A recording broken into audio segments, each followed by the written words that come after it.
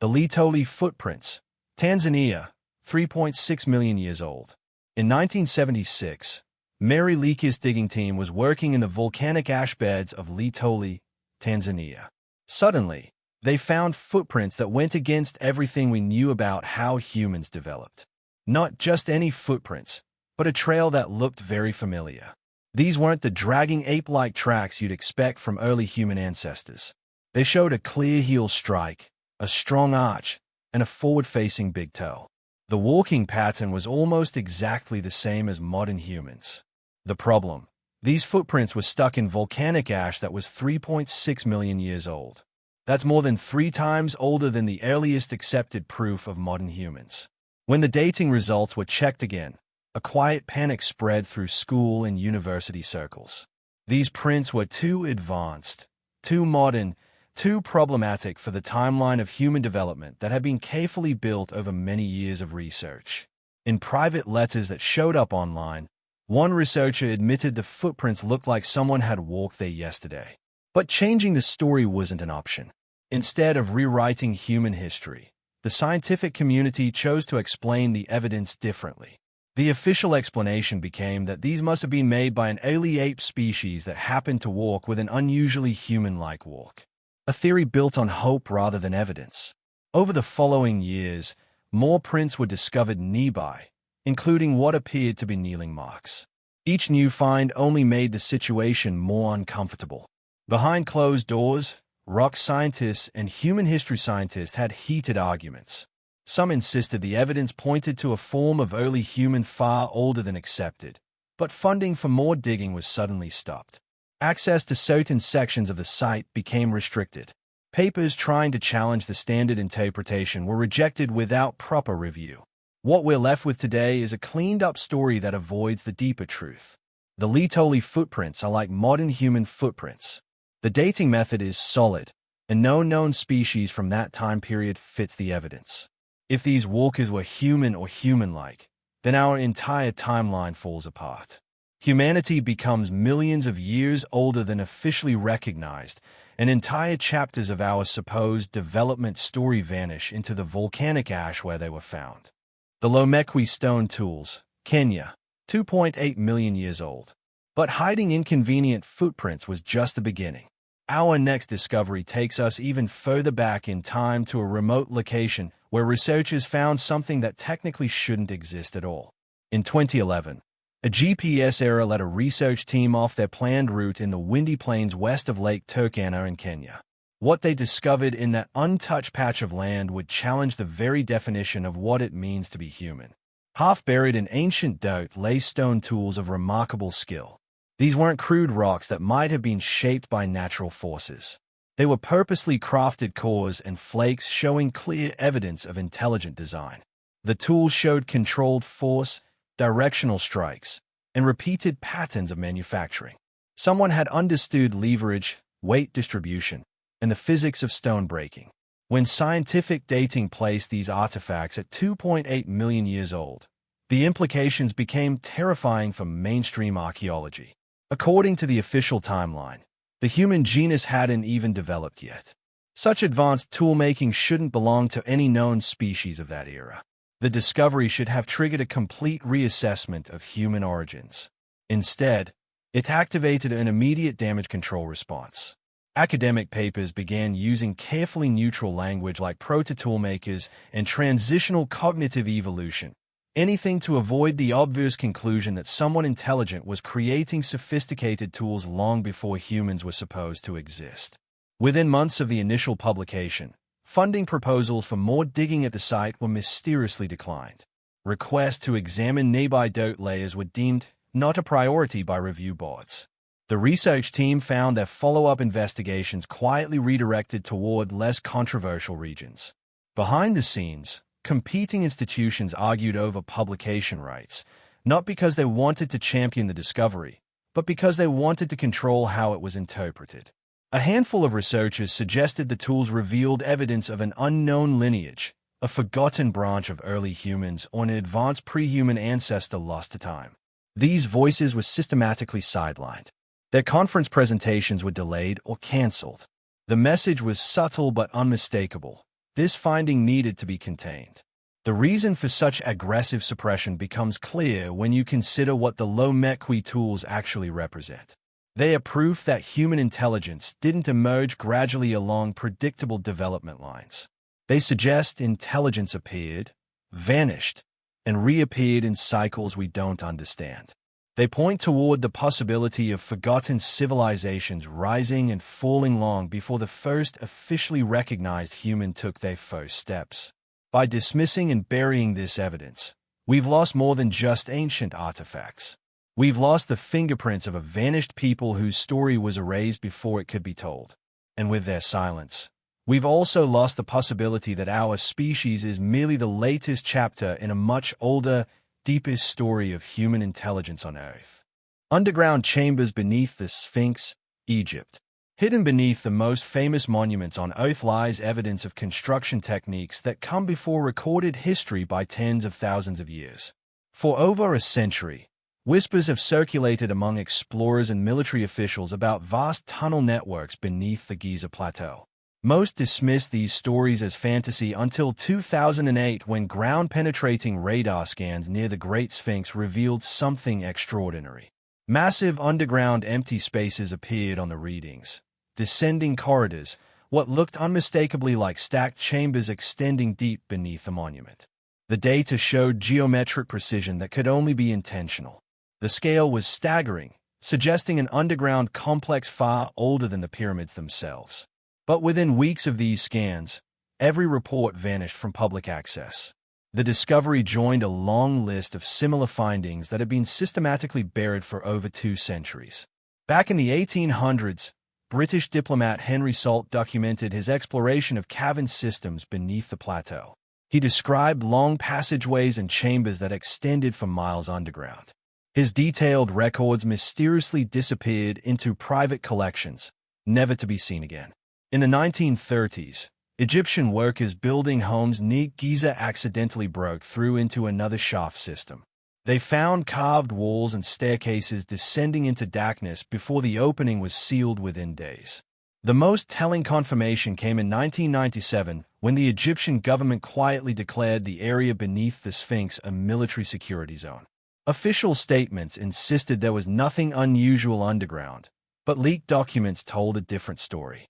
The radar had identified chambers large enough to hold dozens of people, hallways carved with mathematical precision, and a central void directly beneath the Sphinx's chest that showed perfect symmetrical construction. Someone had built an advanced underground complex using engineering knowledge that came before ancient Egypt by thousands of years. Someone whose identity doesn't fit any accepted historical timeline. The systematic concealment of this evidence reveals how much is at stake in maintaining Egypt's official chronology. Billions in tourism revenue depend on the current narrative.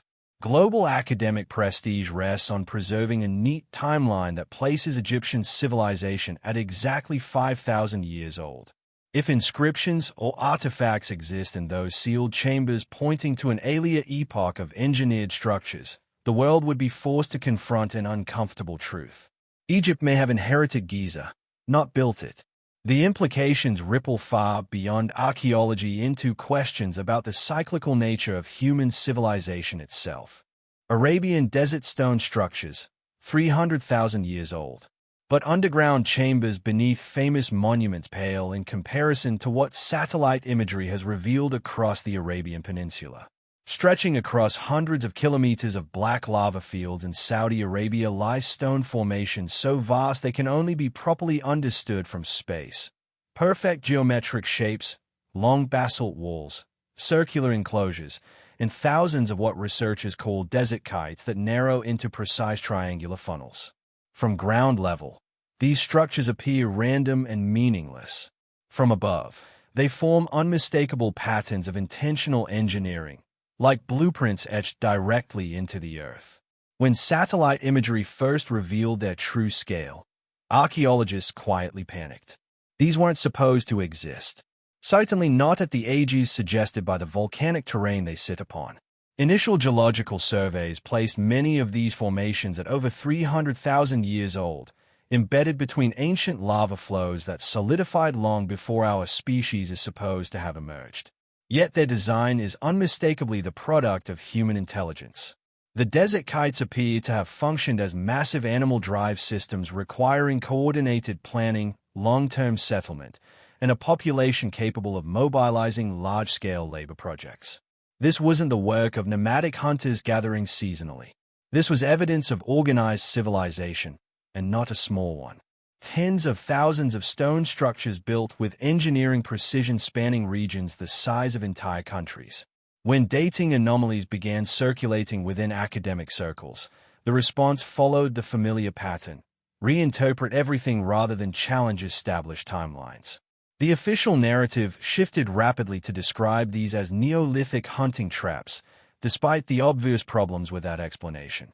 When researchers pointed out that many structures were trapped between lava layers hundreds of thousands of years old, funding for deeper geological sampling was withdrawn. Satellite data from key lava fields was suddenly reclassified as restricted. Field permits became nearly impossible to obtain for independent researchers. A European team attempting to publish evidence for extreme antiquity saw their paper rejected 5 times by different journals. Reviewers consistently claimed the conclusions were too disruptive to existing frameworks. The resistance wasn't based on flawed methodology or insufficient evidence. It was based on the catastrophic implications for accepted human history. A 300,000-year-old engineered landscape means our species was not the first to organize large-scale construction projects. It suggests another intelligence, older and more sophisticated than we've been taught to expect, once thrived in what is now the Arabian Desert. It implies that civilization is not a recent human invention, but a recurring pattern that rises, flourishes, collapses, and leaves behind only stone monuments that survive the cycles of time. These Arabian structures sit in bureaucratic silence today, guarded more by institutional inertia than by physical barriers. What humanity lost by suppressing their real age is nothing less than the first chapter of our architectural story, a chapter written in stone across an entire landscape, erased by academic convenience and sealed beneath layers of willful ignorance.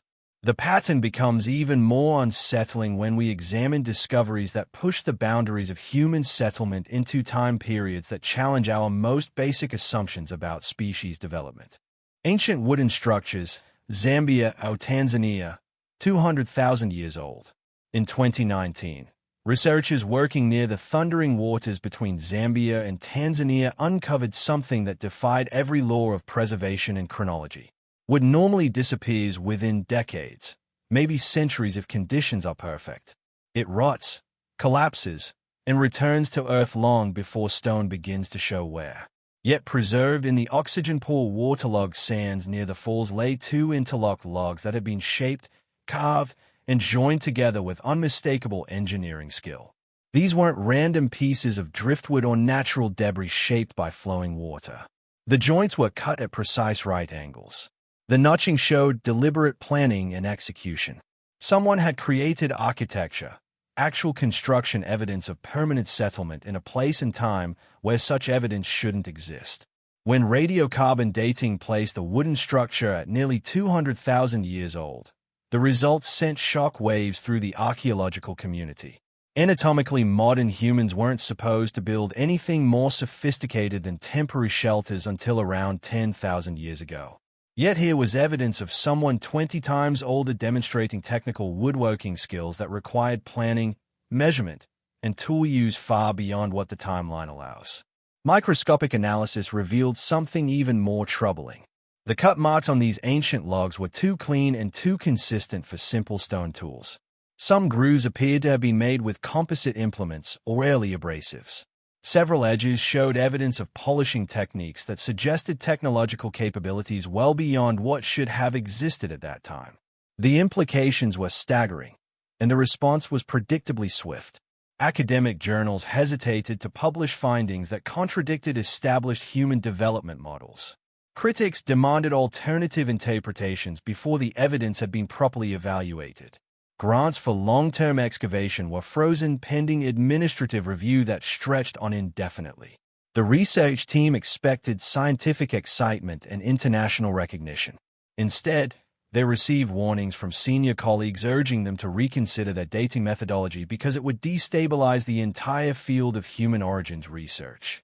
Even more concerning, satellite mapping of the area showing geometric soil disturbances along the river was quietly classified as environmentally sensitive despite decades of safe archaeological work in the region. The sudden institutional pressure revealed just how threatening this discovery had become. If humans or human-like beings were building complex wooden structures 200,000 years ago, then everything about human emergence and development collapses. Agriculture stops being the birth of civilization. Stone architecture stops being humanity's first engineering achievement. The entire concept of primitive human ancestors dissolves into something far more sophisticated and far more ancient. Most threatening of all, it suggests something catastrophic about the nature of human history itself, that early intelligent cultures existed and vanished completely, leaving behind almost nothing except the rarest traces preserved by geological accident. The wooden structures of the falls should have triggered a complete rewriting of human origins. Instead, they were buried under academic caution, political pressure, and institutional fear of opening doors that no university wanted opened. Because if the world learns that people were building permanent settlements 200,000 years ago, then the most uncomfortable question becomes impossible to avoid: how many complete civilizations rose and fell before ours, leaving virtually no trace except for the accidents of preservation that occasionally surface to haunt our carefully constructed timelines. Ancient fire hearths, South Africa, 172,000 years old.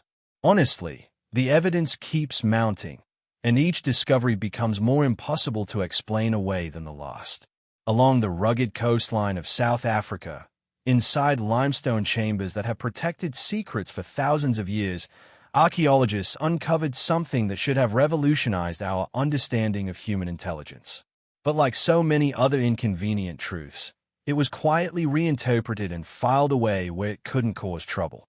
When excavators sifted through ancient ash layers in the caves along Clayseas River, they found organized fire hearths dating back 172,000 years. These weren't random campfires or accidental blazes. They were carefully structured fire pits that had been used repeatedly over thousands of years. Some were bordered with deliberately placed stones. Others contained layers of burned bone arranged in patterns that suggested intentional planning. Fire represents the first fingerprint of true intelligence. But this was something far more sophisticated than basic flame control. Chemical analysis revealed evidence of organized cooking, roasting marrow-rich bones, processing shellfish, and possibly even drying meat for long-term storage. The hearths showed repeated use of identical locations across vast spans of time, indicating stable settlement patterns that require planning, resource management, and cultural continuity. But the most controversial findings lay not in the hearths themselves, but in the bones scattered around them. Cut marks on fragments showed evidence of systematic butchering using tools more precise than expected for that time period. Some burnt bone shards appeared to be human, suggesting cultural practices that went far beyond simple survival, whether ritual, ceremony, or something else entirely. These weren't the behaviors of primitive wanderers scraping by in the wilderness. Almost immediately after publication, institutional pressure mounted from multiple directions. Major journals downplayed the sophistication of the evidence. A comprehensive paper describing organized settlement behaviors was held for review for over 2 years, then published with most of its conclusions removed or heavily modified. Funding for deeper cave excavation was terminated. Requests for advanced dating methods that might have pushed the timeline even further back were denied without explanation. One researcher later revealed that department supervisors had explicitly warned against using phrases like early complex society in their reports because such language would create unnecessary academic controversy. Yet the truth remained embedded in those cave walls, impossible to erase despite institutional efforts to minimize its significance. People living 172,000 years ago demonstrated cultural and technological complexity that shouldn't exist until 10 times later in human history. They managed controlled fire, developed stable dietary strategies, established long-term settlement patterns, and engaged in resource planning that forms the foundation of civilized behavior. If this evidence had been embraced rather than suppressed, humanity's story would have shifted overnight from a young species stumbling toward intelligence to descendants of an ancient, capable lineage whose knowledge survived catastrophes and forgotten ages. The pattern of suppression becomes even more disturbing when we examine discoveries that challenge not just human antiquity, but the entire narrative of how our species spread across the globe. Mastodon Bone Site, California, 130,000 years old. In 2017, a research team in Southern California published findings that should have rewritten every textbook on human migration. Instead, it triggered one of the most vicious academic backlashes in recent archaeological history.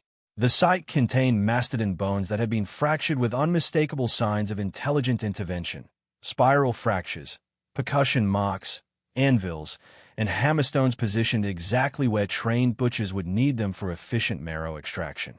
The bones were arranged in patterns consistent with sophisticated food processing techniques that require substantial knowledge and planning.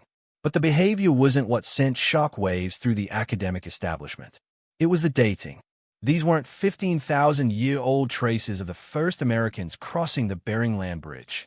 These were 130,000 years old, nearly 10 times older than any accepted evidence of human presence in the Americas.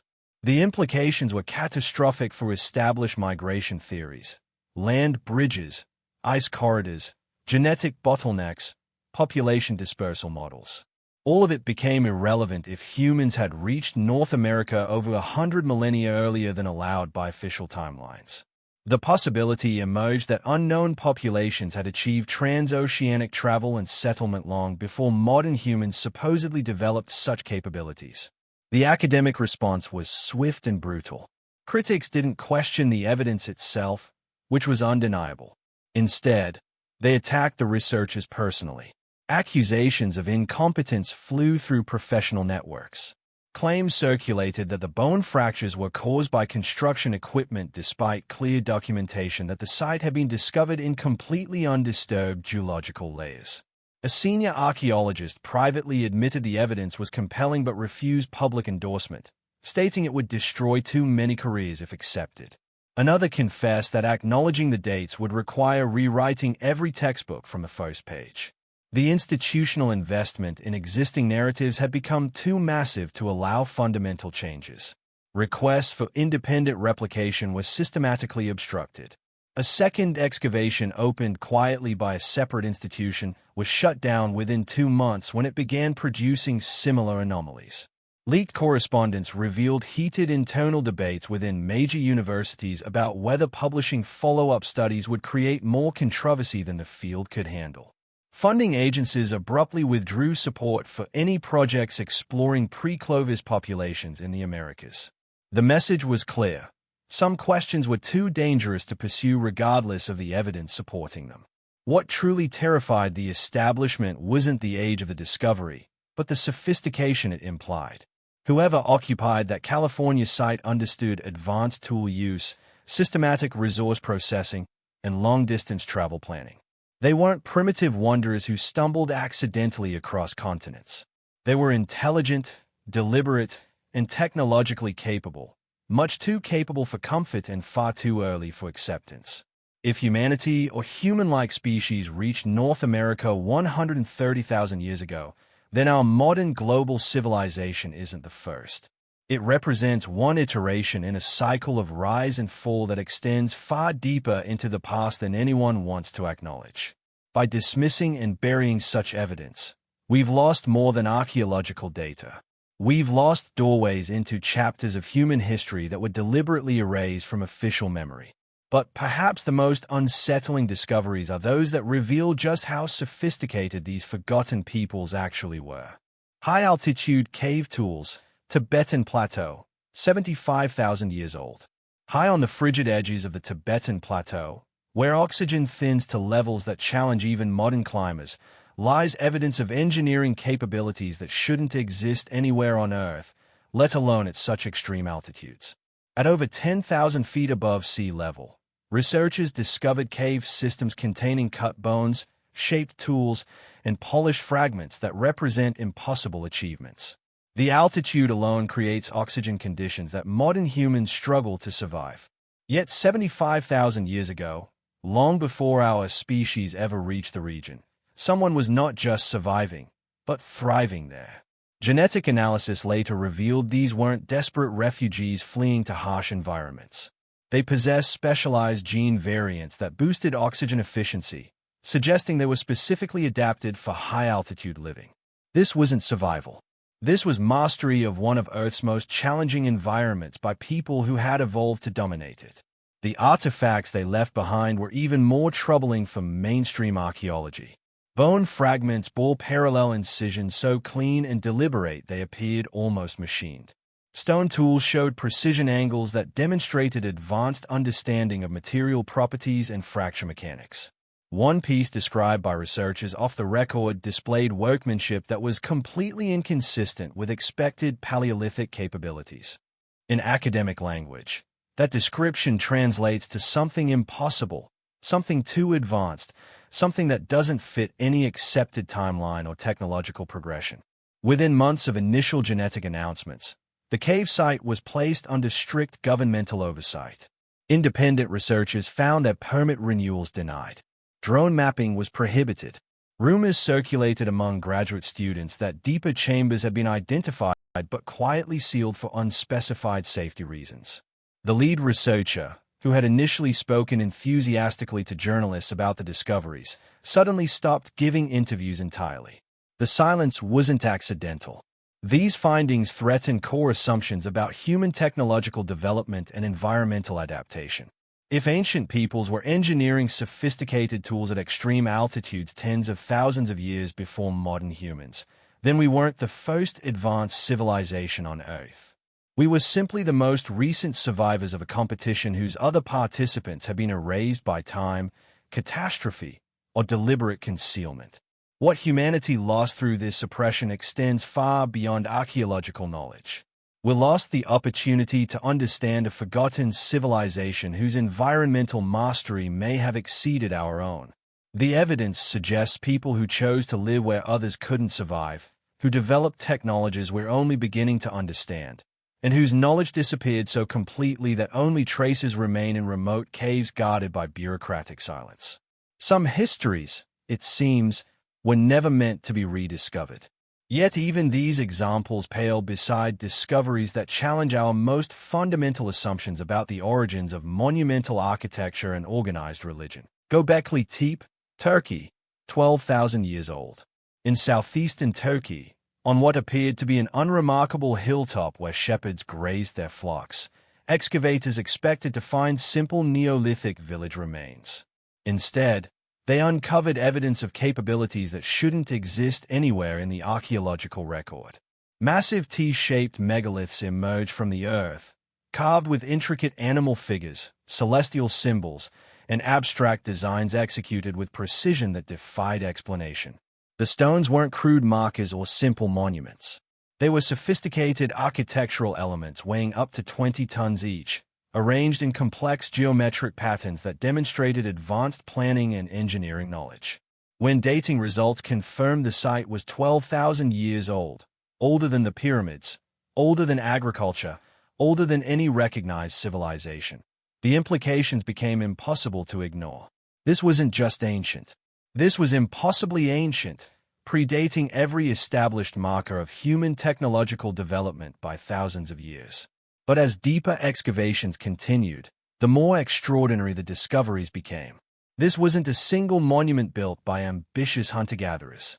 Multiple circular enclosures emerged, each demonstrating architectural sophistication that required permanent specialists, coordinated labor forces, and supporting infrastructure that could sustain massive construction projects over generations.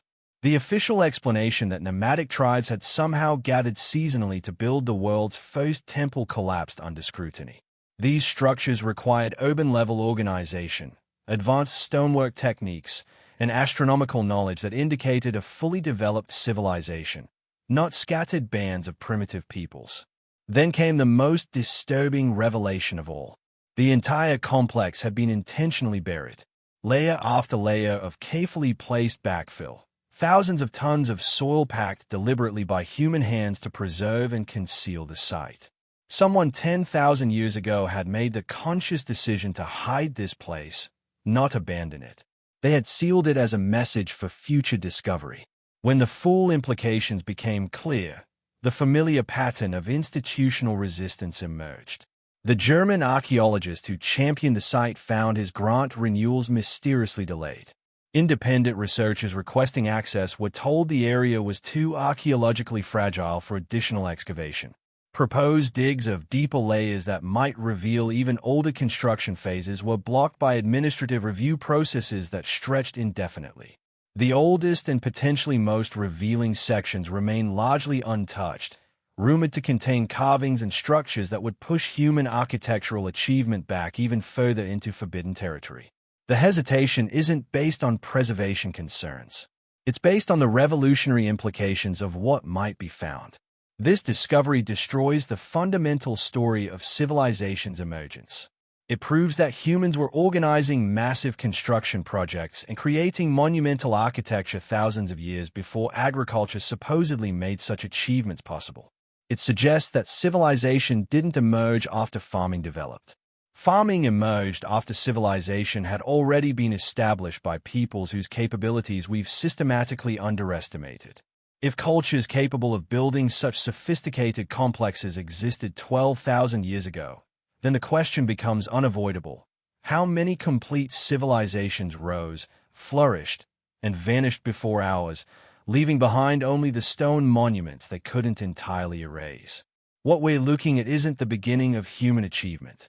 It's the remnant of achievements so ancient that their origins disappear into the mists of forgotten time. The mists of forgotten time. Yonaguni underwater structures, Japan. But if land discoveries weren't shocking enough, what lies beneath the ocean surface reveals evidence that should fundamentally alter our perception of human civilization's true scope. Off the coast of Japan, where turquoise waters meet the East China Sea, divers have encountered structures so architecturally sophisticated they seem to belong in another world entirely. At depths ranging from 30 to 80 feet, massive stone formations rise from the seabed like monuments from a sunken city. Step terraces cascade downward in perfect geometric progression. Right-angled corridors stretch into underwater darkness. Towering monoliths stand sentinel over what appears to be ceremonial plazas and grand staircases that descend beyond the reach of conventional diving equipment. When these underwater structures were first documented in 1986, marine geologists immediately insisted they had to be natural formations, erosion patterns. They claimed tectonic fracturing, random geological processes that coincidentally resembled human architecture. But divers brought back evidence that resisted such simple explanations. Tool marks scarred vertical stone faces where no natural process should leave such signatures. Channels had been carved with uniform depth across enormous distances. Megalithic blocks appeared to have been quarried from identical source materials and positioned with mathematical precision. Some sections revealed what looked unmistakably like roadways connecting different levels of the complex. Most haunting of all was a colossal stone face, weathered by millennia of ocean currents, but still retaining the unmistakable symmetry of intentional carving. The features were too regular, too purposeful to be accidents of erosion. Someone had shaped this monument with deliberate artistic intent, then watched as rising seas claimed their creation. When Japanese researchers published findings suggesting artificial construction, the academic backlash was immediate and devastating. University funding evaporated overnight. Administrative pressure mounted to retract conclusions that challenged established timelines. Several planned diving expeditions were mysteriously cancelled due to permit complications that hadn't existed for previous research in the same waters. Government agencies stepped in, declaring the site geologically interesting, but offering no explanation for the architectural precision that defined its most striking features.